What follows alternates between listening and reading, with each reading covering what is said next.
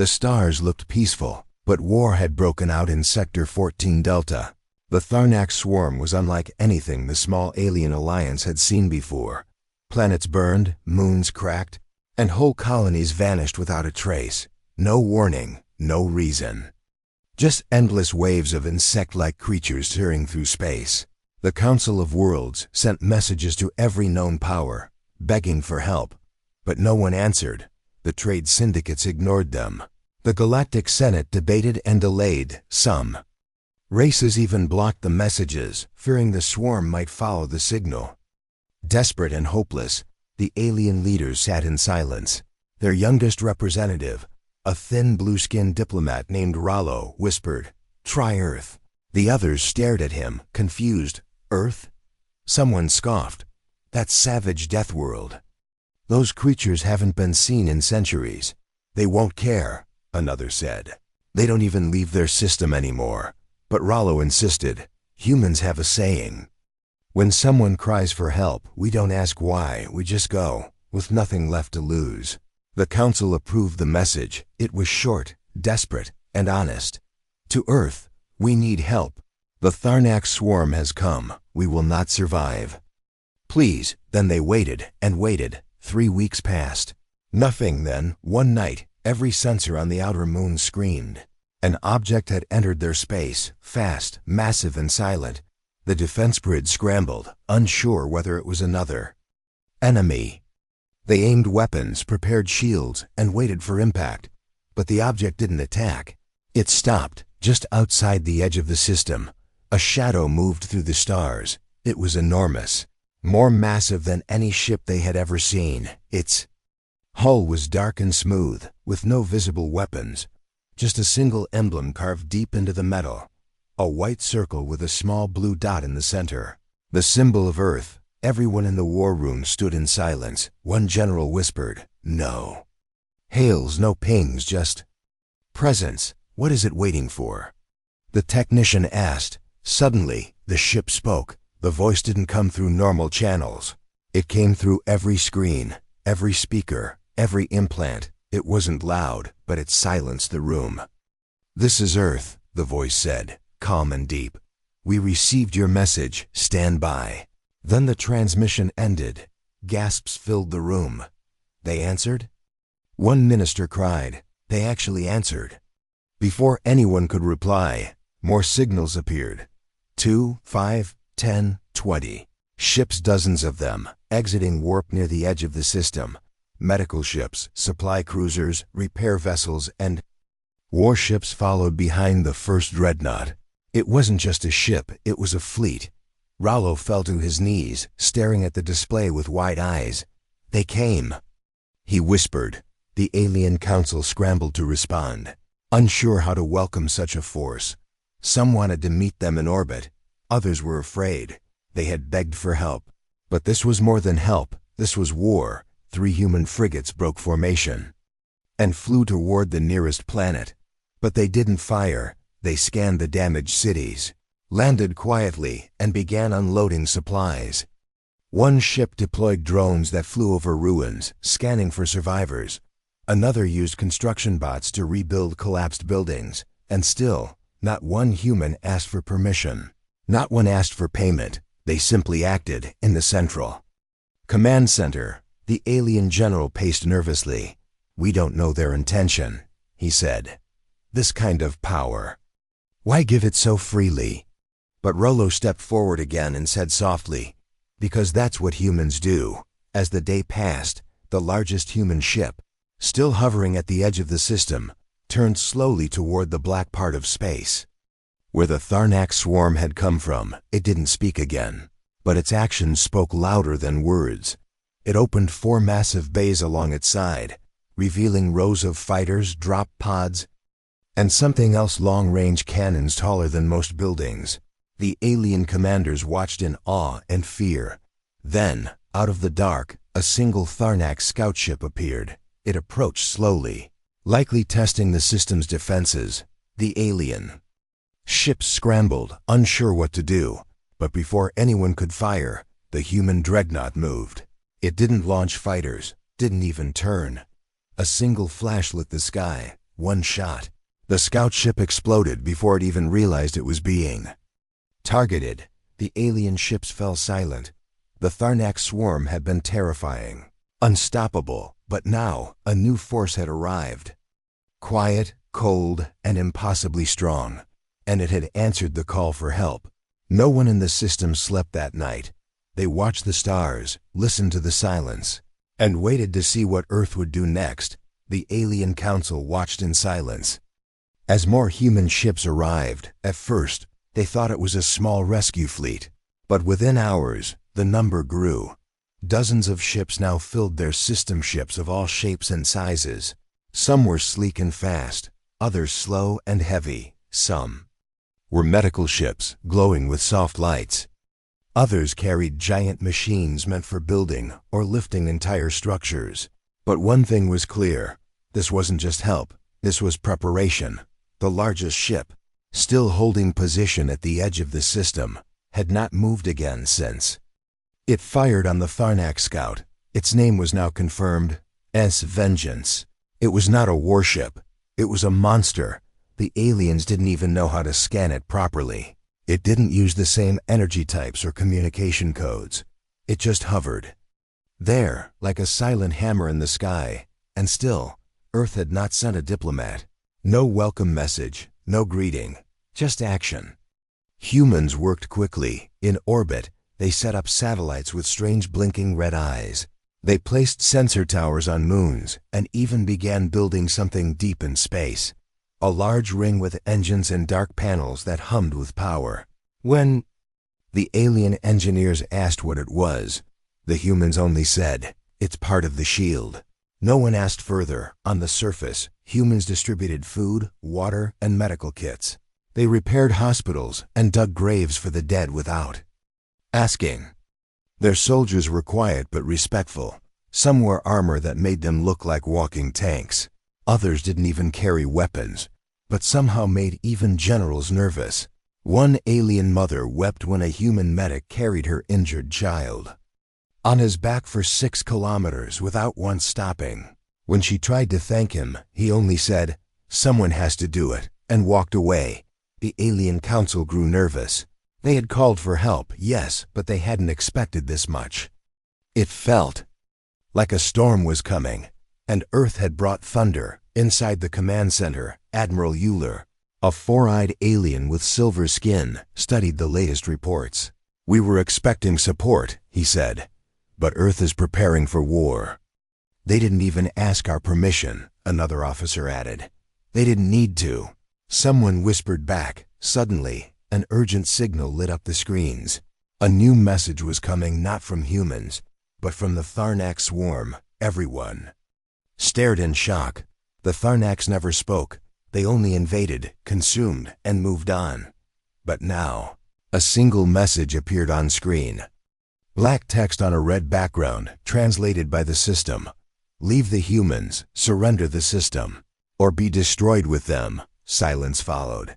Then the human admiral finally made contact. For the first time, his voice came through the command center, calm, sharp, and cold. "Message received," he said. "We do not negotiate with parasites." He ended the call. Everyone in the room sat frozen. Rollo, the young diplomat, whispered, "They knew it would come to this." Within hours, Earth activated full deployment. Ships broke formation and spread across the system. Each moved with silent precision. No chaos, no panic. It was like watching a machine unfold.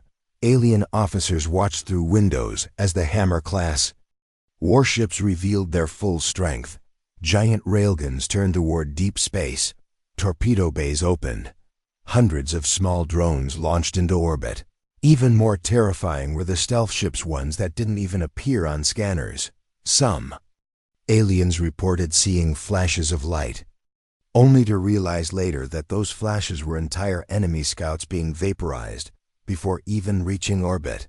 In the inner moons, humans began installing gravity cannons, massive weapons that used magnetic fields to launch projectiles faster than light. Alien engineers begged to know how they worked. The humans just said, "It's not important right now." The council called an emergency meeting.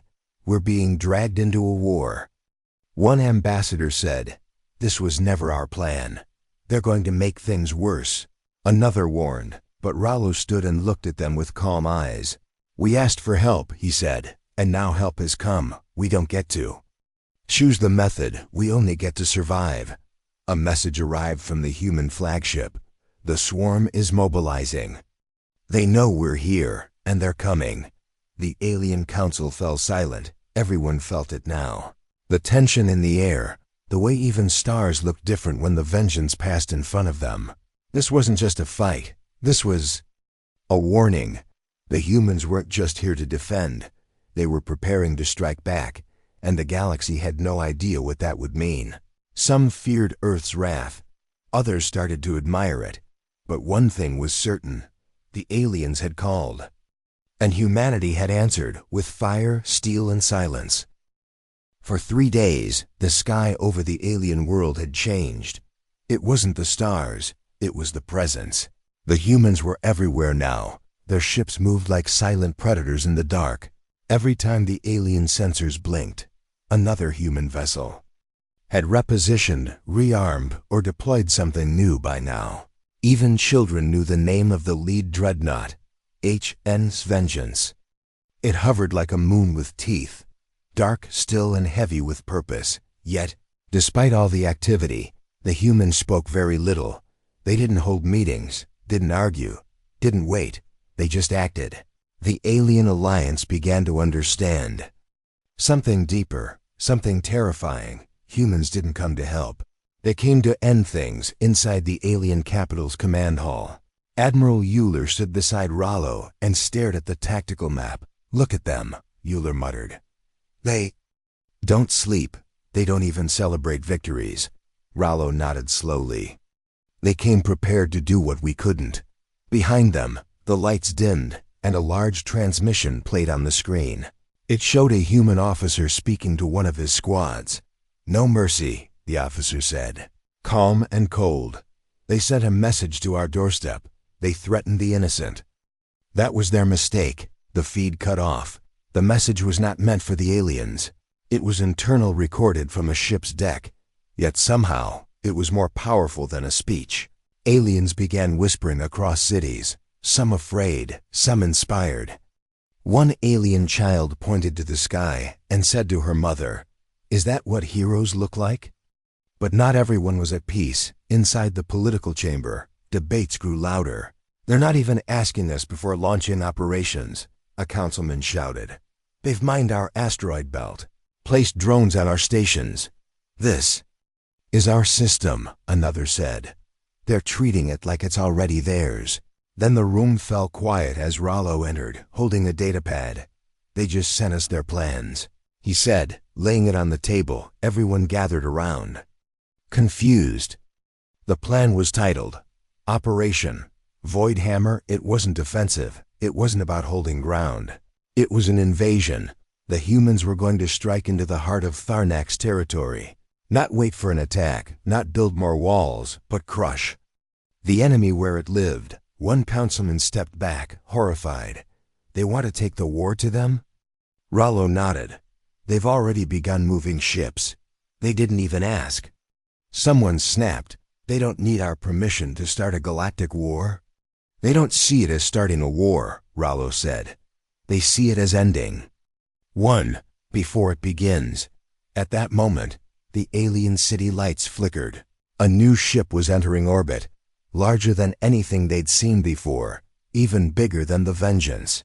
The humans called it the Stalwart, not a ship built for speed or stealth. It was a mobile fortress, part factory, part carrier, and part storm. With its arrival, the message became clear. Earth was no longer responding to a crisis. Earth was now leading it. Down on the surface, alien engineers stared in awe as humans began teaching volunteers.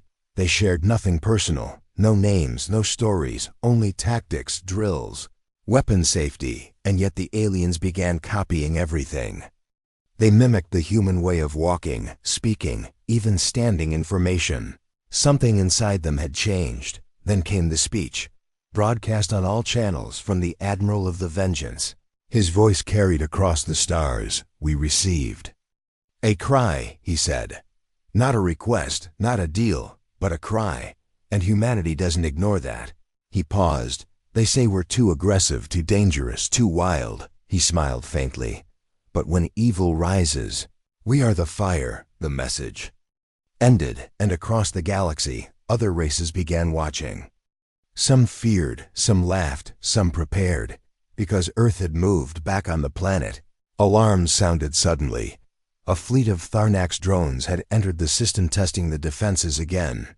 Fast, small, deadly, but this time the humans didn't fire. They waited. Alien ships moved to intercept, but human operators held them back.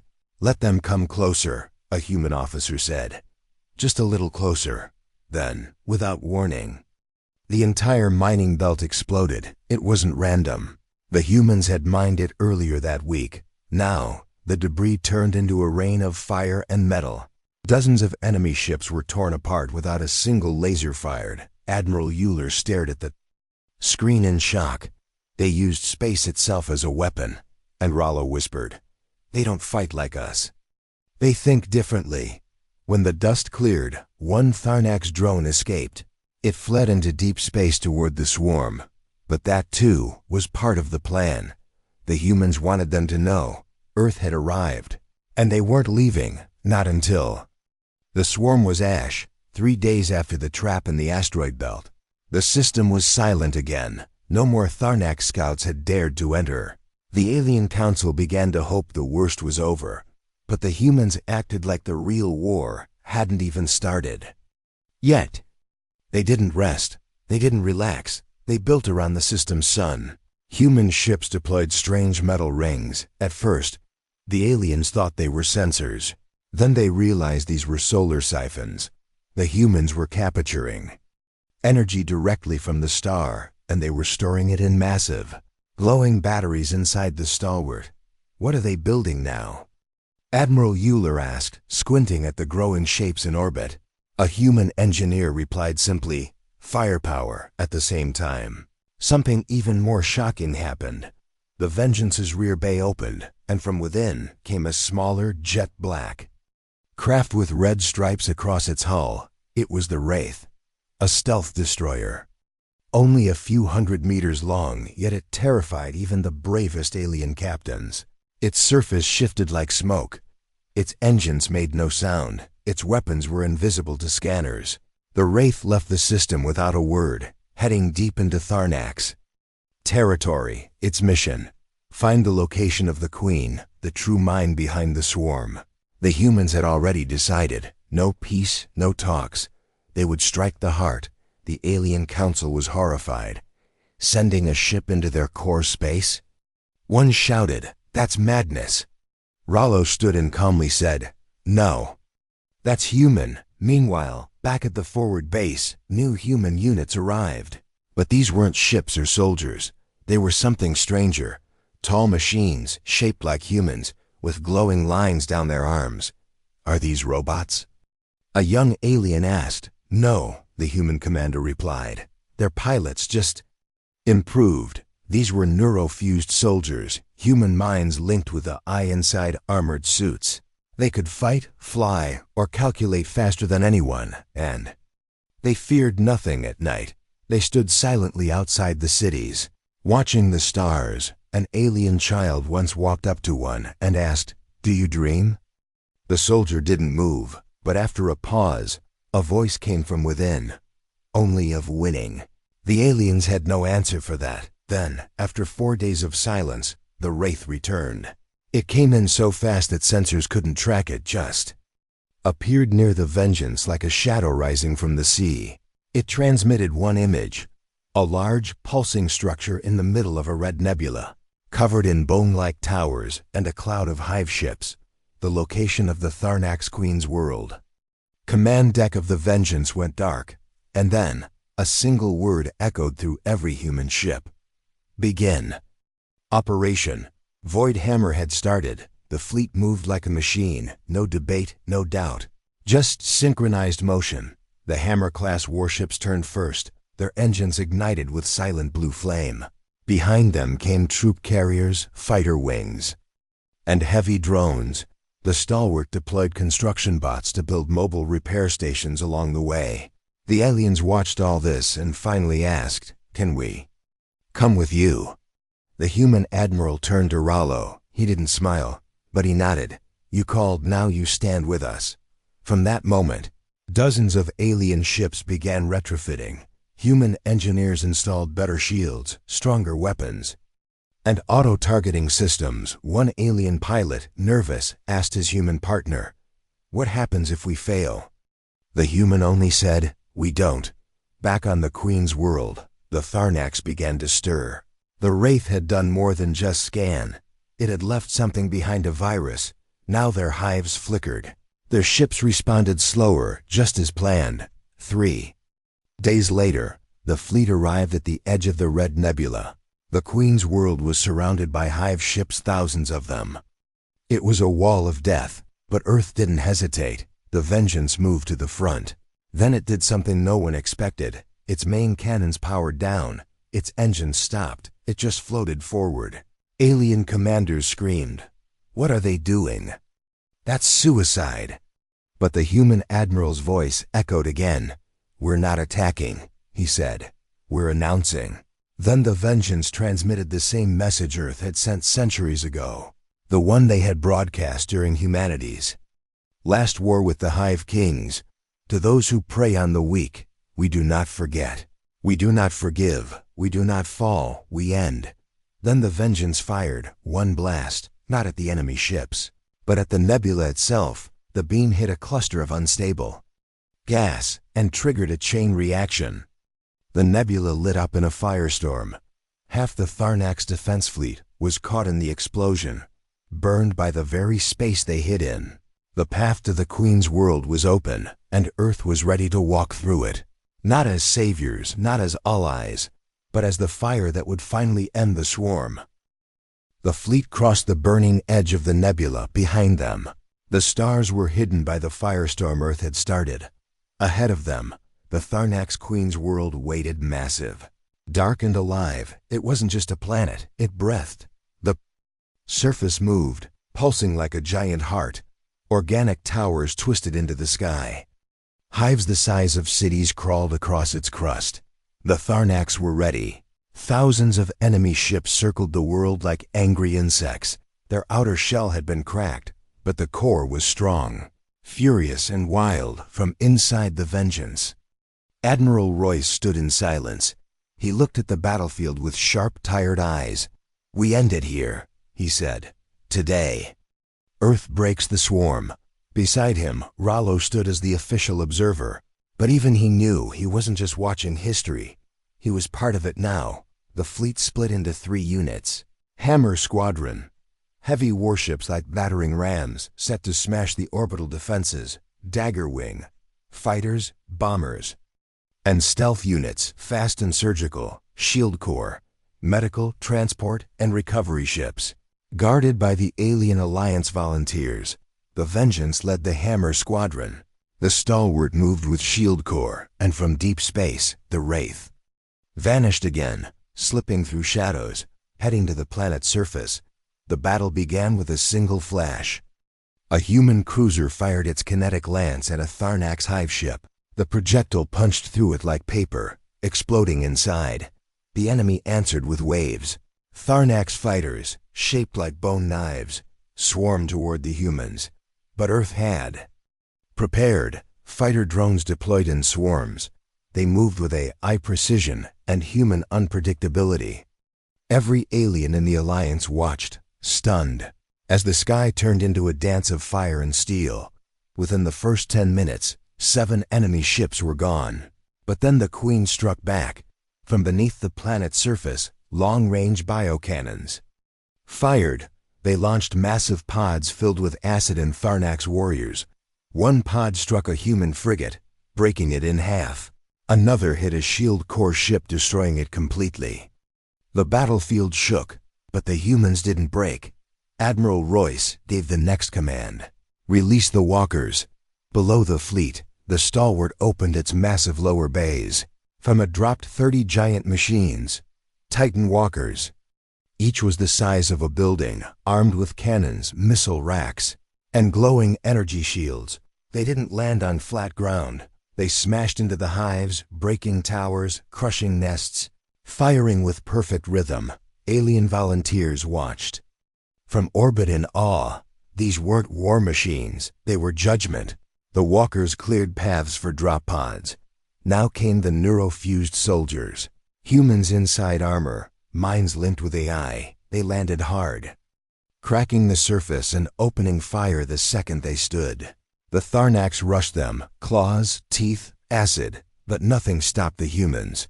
They fought like ghosts made of metal. One was torn in half and still kept shooting with one arm until backup arrived. In the command center, Rilo watched footage with wide eyes. He had read about human soldiers before, but this was beyond anything. They didn't fight like soldiers. They fought like they had already decided to win. Then came the first real threat. A hive guardian, 10 stories tall, climbed from the broken crust. It roared, spraying acid that melted steel. It smashed a Titan walker with one swipe. The battlefield trembled. Alien commanders watching from orbit gasped, but one human soldier stayed behind. He activated his full armor charge. His armor glowed red. He ran straight at the creature. "Get down!" he shouted to the other troops. Then he leapt straight into the beast's open mouth. There was silence for 3 seconds. Then, boom! An explosion from inside the Guardian tore it apart. The humans recovered the soldier's body, burned, broken, still holding a grenade pin in his hand. They placed it into a pod and launched it back to the Vengeance.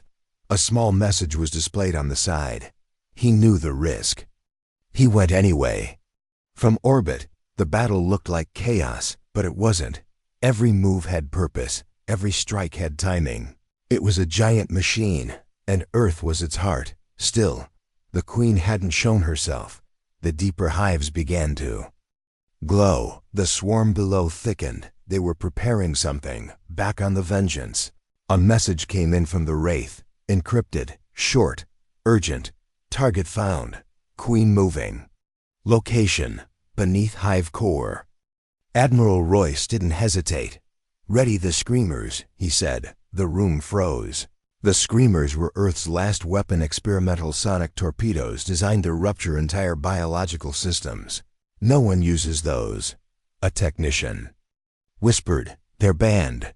"Not today," Royce said. "Today we end the hive." The torpedoes were loaded, black, silent, humming with dangerous sound. They launched from orbit, diving into the crust. 5 seconds, 10, 15. Then the planet screamed, not from the weapons, but from the Queen. A wave of psychic energy blasted into space. Every alien felt it in their minds. Terror, rage, pain. The Queen was afraid, and for the first time in centuries, the swarm stopped moving.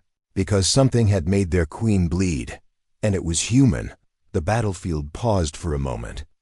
Not because of silence, but because of something deeper. The Queen screamed, and the entire swarm felt it.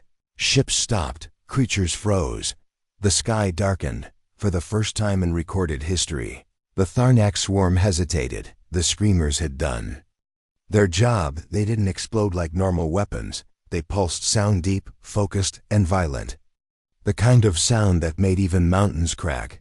Buried beneath layers of hive flesh and bone towers, the Queen had been hit, not killed, but wounded. Her pain rippled through every creature connected to her mind, and that pain caused confusion, Admiral.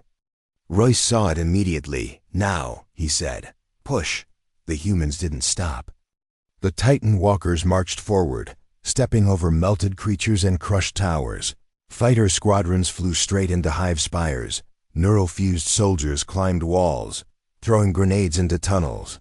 The Queen's world was breaking. Rollo, standing on the observation deck of the Stalwart, could barely believe what he was seeing. He looked down at the once mighty hive world, now smoking, burning, shaking. How are they doing this?" he whispered. A nearby human officer answered without looking at him. "We fight to finish, not to survive." But the swarm was not done yet. Suddenly, deep fissures opened across the planet's surface. Huge wings rose from underground. Followed by screeching howls, out came the Voidborn. These were the Queen's elite defenders creatures, bred in total darkness. Armored in biosteel, they had never been seen before. Because they were saved for only one thing: protecting the Queen. They attacked fast and without pattern. They flew through clouds of ash and plasma, dodging fire like shadows. One Voidborn tore through 3 alien ships in seconds. Another landed on a Titan walker. Digging into its back with razor legs, Admiral Euler, watching from the orbiting alien cruiser, shouted into comms, "They're going to overrun the front line." Back on the surface, the humans didn't panic. They adjusted. They adapted. Commander Halle, leading a unit of neurofused soldiers, activated the last protocol. Lockstep mode. Each soldier sensed their movements. One thought, one plan. One mission. They formed a triangle, guns glowing red, and moved into the heart of the swarm. They didn't stop for cover. They didn't dodge. They just advanced. Their armor was torn. One lost a leg. Another lost both arms. But still, they moved. They created a path straight toward the hive's central structure.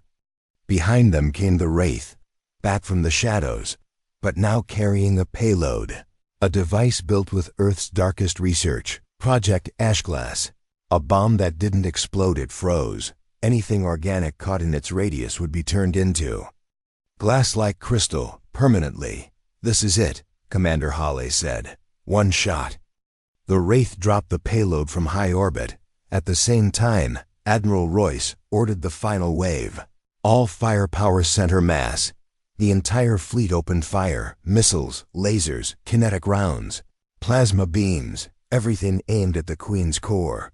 The planet shook, the ground split, and then silence. No more screeches, no more swarm, just smoke, falling ash, and fire.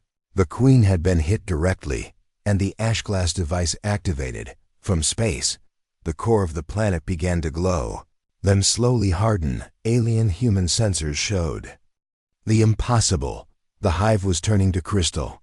Everything biological around the Queen, the tunnels, the soldiers, even the Voidborn, frozen forever. Rollo stared in awe.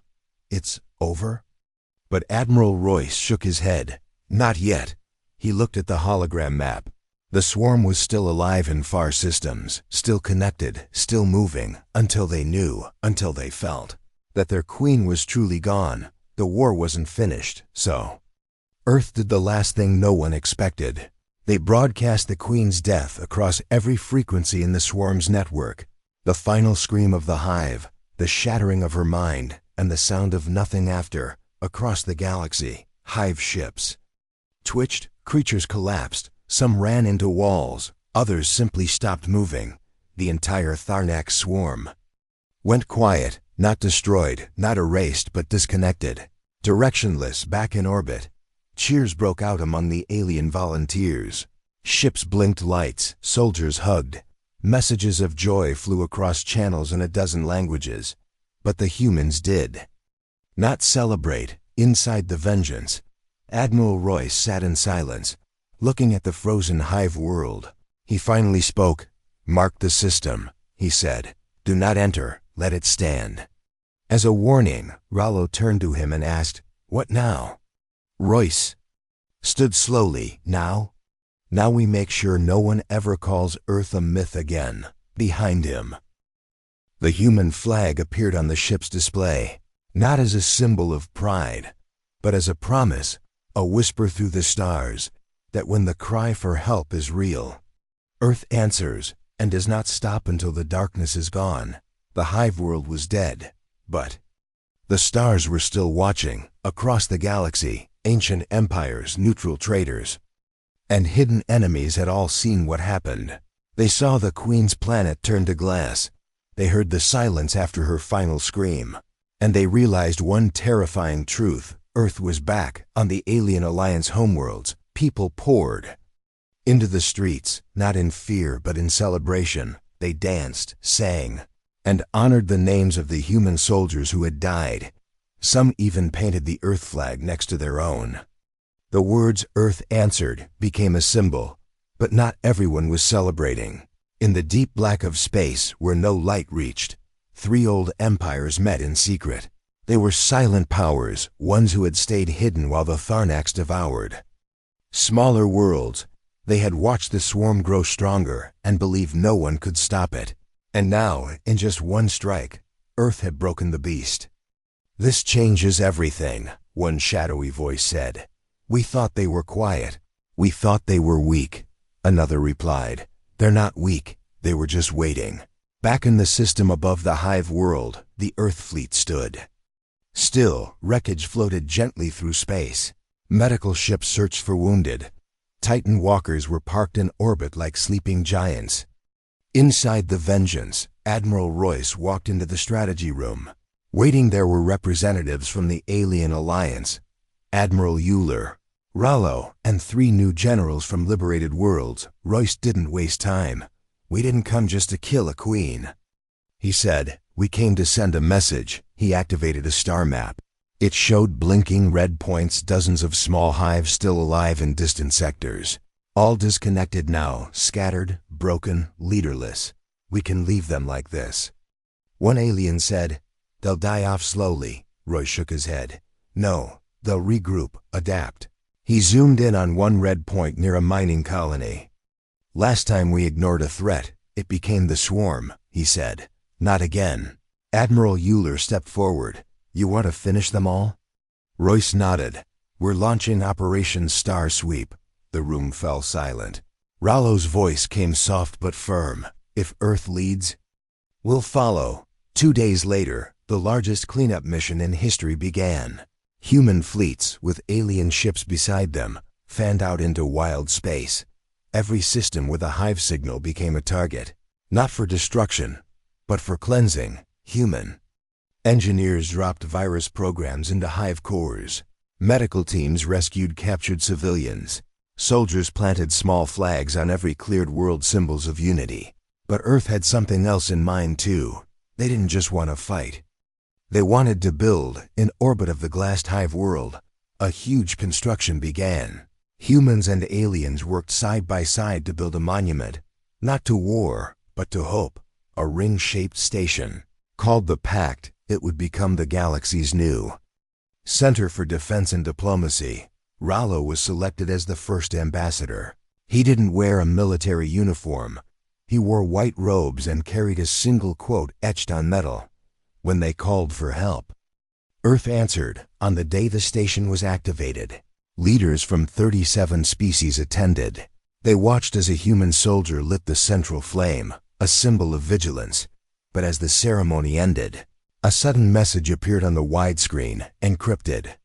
Old and forgotten. It was a distress signal, but not from this galaxy, not even from this dimension. The room froze. "What is that?" Someone whispered. A human tech replied. "It's ancient, but it's human," the message repeated. One line, "We're lost. We need help, please. Is anyone out there?" Admiral Royce appeared on the comm screen from the Vengeance. He listened quietly, then smiled slightly. "Tell them," he said. "We heard you." He turned to his officers and said one sentence. "Ready the long-range fleet." The room erupted in motion, because the galaxy had only just learned what Earth did when others begged for help. But now, humanity had heard the cry of its own, and nothing, no distance, no enemy, no dimension would stop it from answering again. As the stars turned and the engines roared to life, everyone watching understood. This was not just the end of the swarm, it was the beginning of something much bigger, something only Earth could lead. And the galaxy would never be the same again. The stars had changed, not their shape, not their light, but the meaning behind them. Once, the galaxy saw Earth as quiet, distant, maybe even forgotten. But now, every system remembered the truth.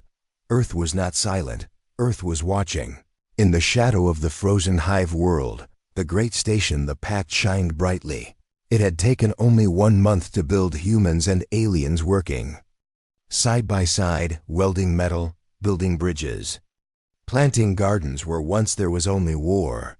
Rallo stood on the upper deck of the station, watching small ships pass by, supply freighters, patrol cruisers, and even civilian vessels, all part of something new. Behind him, Admiral Royce walked.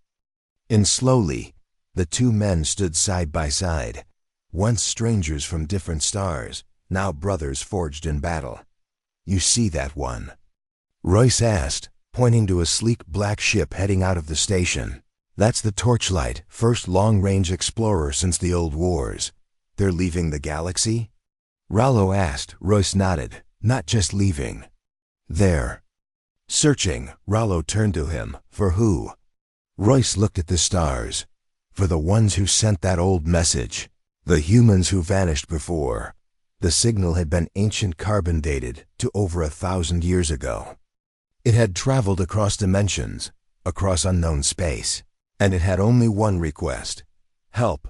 And Earth couldn't ignore it, not after everything. Back inside the Pact, councils were forming, new laws, trade routes, shared military codes, but above all, a new rule was written.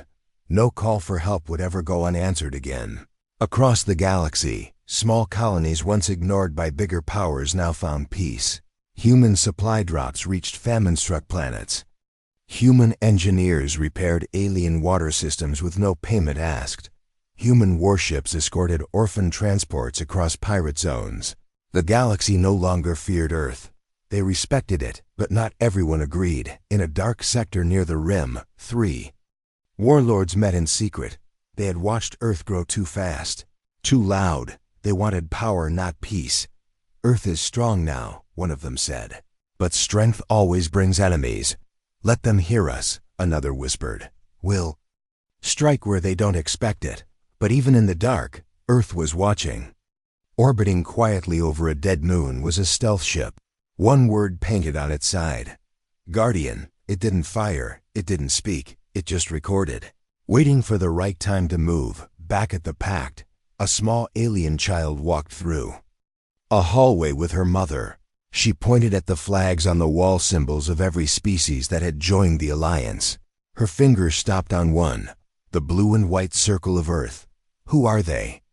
she asked. Her mother smiled. "The ones who heard the cry." "But why did they come?" the girl asked again. No one else did. Her mother kneeled down and said, "Because Earth doesn't wait to be told something is wrong. They feel it." And in that moment, the little girl decided she wanted to be a human pilot one day, not because they were strong, but because they answered. Elsewhere on the edge of space, the fleet prepared. New ships were being built not for war, but for search and rescue. They were painted bright, white with glowing blue wings. People called them the Listeners. Each one carried a single mission: to roam the stars, listen for distress calls, and go where no help had ever arrived. They didn't need orders. They didn't ask why. They only asked, "Where?" And Earth would point, and they would go. On the final day of the campaign against the Swarm, the galaxy held a remembrance broadcast. It played on every screen, every station, every world. It showed a single image: a human soldier standing on the shattered hive world, planting a flag into the glassy ground, and below the image, a message in every language: "We didn't come for glory. We came because someone needed us, and we will come again." After the broadcast ended, quiet tears were shed. Old enemies let go of ancient grudges. Young ones dreamed of new stars and Earth. Earth stayed humble, but ready in a final scene. A small boy looked up at the stars and said to his father, "Will Earth always come?" The father smiled. "Yes, son, when the stars cry out, Earth listens." And far, far away, in a cold corner of another galaxy, a weak signal blinked, unclear, broken, but still alive, repeating one ancient word: help. A sensor on the edge of human space caught it. A red light blinked on a console, and a voice came over the intercom, calm and steady. Long-range cry detected: humanity. Preparing to answer. And across the void, the engines roared to life, because one truth remained: Earth doesn't ignore the call, it becomes the answer.